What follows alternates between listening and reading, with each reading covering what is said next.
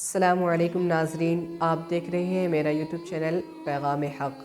میں آپ کا عزیز احمد احسان اعظمی۔ آج میں آپ لوگوں کو وضو کے متعلق چند اہم باتیں اور اس کے فرائض اور اس کے طریقے کو بتاؤں گا۔ ویڈیو کو پورا ضرور دیکھیں۔ میرے عزیز دوستوں، ہماری زندگی میں وضو کا ایک خاص مقام ہے، لہٰذا ہمارے لیے ضروری ہے کہ ہم وضو کے متعلق احکام کو جانیں، سمجھیں اور اس پر عمل کریں۔ لہٰذا میں آپ لوگوں کے سامنے وضو کے متعلق چند اہم باتیں پیش کر رہا ہوں، بغور سنیں۔ دیکھیے، وضو کی بہت فضیلت ہے۔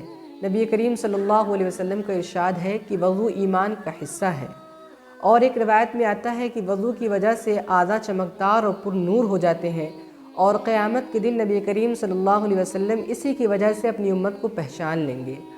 اور وضو ہی وہی عمل تھا جس کے مسلسل کرنے سے حضرت بلال رضی اللہ تعالیٰ عنہ کے بارے میں نبی نے فرمایا کہ بلال رضی اللہ تعالیٰ عنہ جب چلتے ہیں تو ان کے قدموں کی آواز جنت سے آتی ہے۔ وضو کی اتنی بڑی بڑی فضیلتیں ہیں۔ اب ہم وضو کے طریقے کو جان لیتے ہیں۔ وضو کا طریقہ یہ ہے کہ ہم پاک صاف اونچی جگہ پر بیٹھ جائیں تاکہ وضو پانی کی چھینٹیں ہمارے اوپر نہ آئیں۔ پھر ہم بسم اللہ پڑھ کر 3 مرتبہ گٹھوں تک اپنا ہاتھ دھوئیں۔ اس کے بعد 3 مرتبہ ہم کلی کریں اور مسواک بھی کریں۔ اس کے بعد 3 مرتبہ ناک میں پانی ڈالیں اور بائیں ہاتھ کی چھوٹی انگلی سے اپنی ناک کو صاف کریں۔ اس کے بعد 3 مرتبہ اپنا چہرہ دھوئیں اور چہرے پر پانی زور سے نہ ماریں۔ اس کے بعد اپنے دونوں ہاتھوں کو کہنیوں سمیت دھوئیں۔ پھر چوتھائی سر کا مسح کریں، پورے سر کا مسح کریں اور اس کے ساتھ کانوں کا بھی مسح کریں۔ اس کے بعد دونوں پاؤں کو ٹخنوں سمیت 3 مرتبہ دھوئیں۔ ہر عضو کو 3 مرتبہ دھونا، یہ وضو کا طریقہ ہے، یہ وضو کا مکمل طریقہ ہے۔ اب ہم وضو کے فرائض کو جان لیتے ہیں۔ دیکھیے، وضو کے فرائض صرف 4 ہیں۔ پہلا ہے تمام چہرے کا دھونا، کہاں سے کہاں تک؟ پیشانی کے بالوں کے نیچے سے تھوڑی کے نیچے تک، ایک کان کی لو سے دوسرے کان کی لو تک۔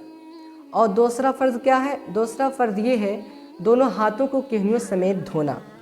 اور تیسرا فرض چوتھائی سر کا مسح کرنا۔ اور چوتھا فرض دونوں پاؤں کا ٹخنوں سمیت دھونا۔ یہ فرائض ہیں۔ فرائض کا مطلب یہ ہے کہ یہ ضروری ہیں۔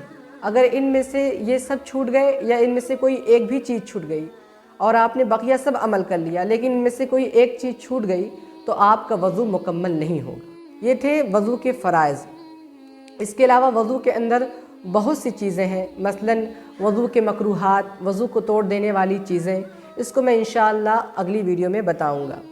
اس ویڈیو کو اپنے اہل و عیال کے ساتھ شیئر کریں تاکہ وہ بھی ان احکام کو سمجھ کر اپنی زندگی میں لانے کی کوشش کریں۔